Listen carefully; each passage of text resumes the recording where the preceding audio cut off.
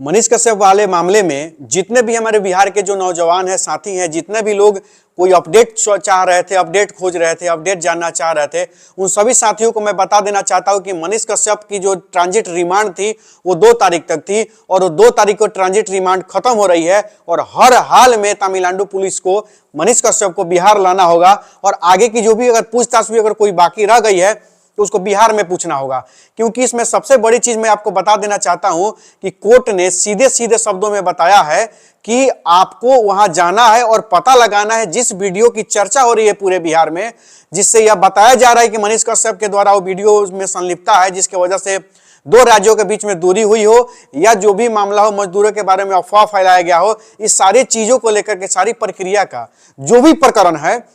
जो भी मामला है, इसका तार कहां से जुड़ा है जाके बिहार में जांच करने की। तो सीधे सीधे शब्दों में आप सभी जानते हैं और बिहार के टोटल लोग जानते हैं कि जो फर्जी वीडियो बनाया गया था वो मनीष कश्यप के द्वारा नहीं बनाया गया था, वो मनीष कश्यप के आईडी से बस शेयर हुआ था। तो मेरे कहने का मतलब है कि अगर वह गुनाह जो किसी के द्वारा अगर किया ही नहीं गया है,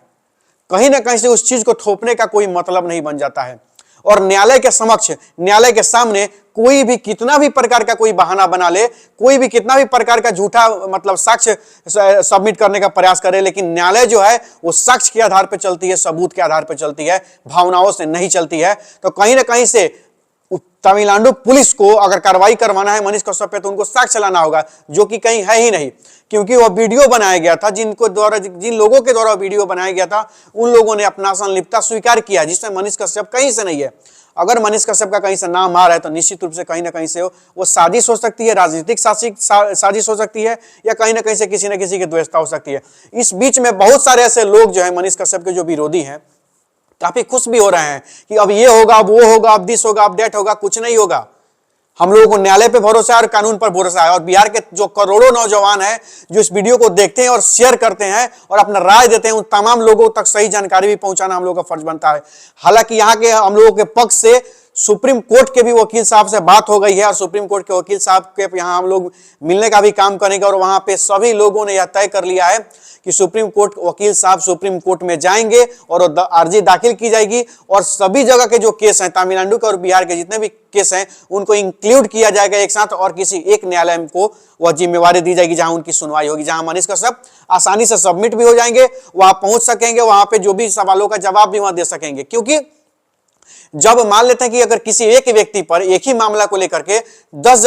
जगह एफआईआर होता है तो कहीं ना कहीं सुप्रीम कोर्ट के पास पावर होता है या अधिकार होता है कि वो सभी केस को एक जगह कर देता है ताकि उसको जांच करने में, उस पर कार्रवाई करने में कहीं से कोई दिक्कत ना हो और आसानी से सारी चीजें हो सके। तो क्योंकि अभी मान लेते कुछ तमिलनाडु में एफआईआर हो गए हो, कुछ एफआईआर में मनीष कश्यप का नाम है, कुछ में नहीं है, तो मान लेते सारी चीज का जिम्मेवारी किसी एक आदमी पर भी आप नहीं ला सकते हैं, वो अलग चीज है, वो जांच का विषय है। मान लेते हैं कि 2 दिन 3 दिन की जो भी रिमांड वगैरह होती है तो उस रिमांड में पूछताछ में अगर कोई चीज सामने नहीं आ रहा है तो हमें लगता है कि जल्द से जल्द इस चीज की प्रक्रिया को आगे बढ़ाना चाहिए। और सुप्रीम कोर्ट के वकील साहब से हमारी भी बात हुई है तो सुप्रीम कोर्ट के वकील साहब ने साफ साफ शब्दों में हमको समझाया और बताया है कि कहीं से वैसा कोई चीज, किसी प्रकार का वैसा चीज नहीं है जिससे साबित हो कि मनीष कश्यप के वीडियो से कहीं दंगा भड़का है या कहीं द्वेषता फैली है या कहीं 2 राज्यों के बीच में संबंध में कटुता आ सकती है। ऐसा कोई भी वीडियो मनीष कश्यप के किसी भी हैंडल से पोस्ट नहीं किया गया है। एक वीडियो जो किसी के द्वारा फर्जी बनाया गया था वो शेयर करने की बात सामने आ रही है। इस बीच में बहुत सारे ऐसे लोग हैं जो झूठ मूठ का खुश भी हो रहे हैं। झूठ मूठ का मतलब यह बता भी रहे हैं कि मनीष कश्यप जो है गुनाह कबूल कर रहे हैं, मनीष कश्यप चिल्ला रहे हैं, मनीष कश्यप रो रहे हैं, गिड़गिड़ा रहे हैं, अपना बहुत सारे ये है किसी बीजेपी के बड़े नेता से साठ गांठ है। ये तमाम जो झूठ का खबर दिखाना वो न्यूज चैनल वालों से मैं कहना चाहता हूं कि ये बंद करे और बिहार के जो लोग हैं आपके न्यूज को देखने का काम करते हैं, विश्वास करने का काम करते हैं, उनको विश्वास को तोड़ने का काम मत करिए, उनके विश्वास के साथ खेलने का, उनके भावनाओं के साथ खेलने का काम मत करिए।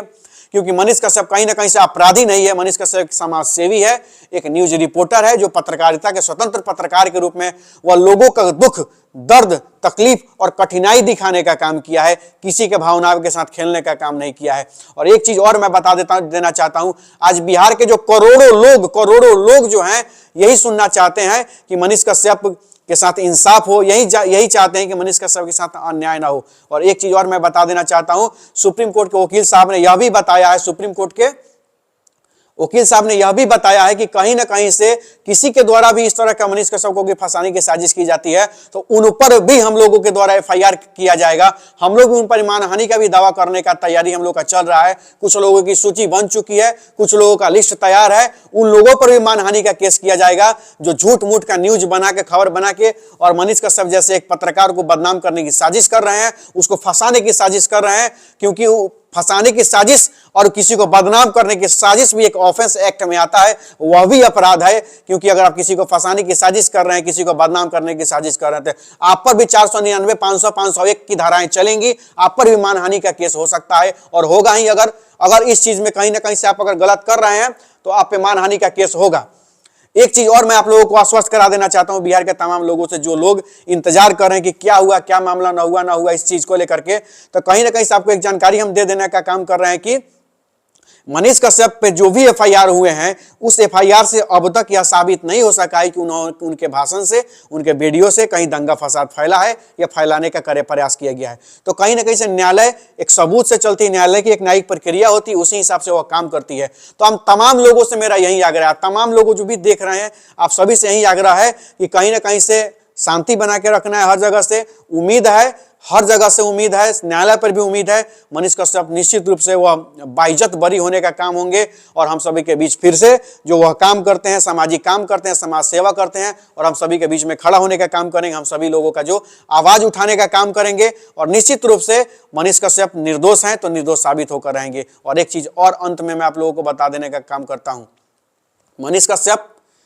का जो भी हिस्ट्री है, उन्होंने जो भी सोशल मीडिया से कमाते हैं, जो भी न्यूज चलाने से जो पैसा आता है, आप देखते होंगे गरीबों में मदद, गरीबों का पैसा देना, उनका मदद करना, उनका हौसला बढ़ाना, कि कोई अगर टैलेंटेड लड़का मिल जाता है उसको गिफ्ट खरीद के देना, बहुत सारे स्कूल में कंप्यूटर लगवाना, ये तमाम चीजें मनीष कश्यप का आदतन है। या आदतन समाज सेवी है, आदतन अपराधी नहीं है। इस बात को समझना होगा। यह मेरा व्यक्तिगत राय है। हमें आशा है और पूरा विश्वास है कि आप सभी लोग इस बात को समझने का प्रयास करेंगे, क्योंकि आदतन समाज सेवी, आदतन अपराधी में बहुत बड़ा फर्क होता है। और रही बात एफआईआर करने की, तो इस देश में लगभग, देश का बिहार में लगभग हमको लग रहा है कि 15 लाख से ज्यादा केस ऐसे हैं जो बेवजह भी केस कर दिए जाते हैं किसी को परेशान करने का। तो हमें लगता है कि न्यायालय पे हमें भरोसा है और न्यायालय निश्चित रूप से मनीष कश्यप के साथ न्याय करेगी और न्याय नहीं करेगी, क्योंकि मनीष कश्यप शुरू से लेकर आज तक बिहार के कोने कोने में घूमकर उन्होंने सिर्फ और सिर्फ सरकार की नाकामियां दिखाने का प्रयास किया है। चाहे वो सरकार में आज तेजस्वी जी हैं, नीतीश जी हैं,